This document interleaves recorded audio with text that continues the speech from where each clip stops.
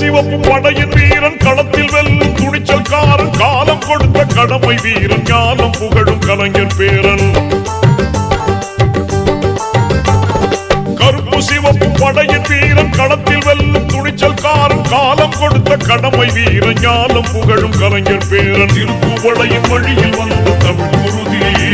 இளம் திராவிடருக்கு தலைமை தாங்கும் உதயநிதி திருப்புவளையின் வழியில் வந்த தமிழ் குருதி இளம் திராவிடருக்கு தலைமை தாங்கும் உதயநிதி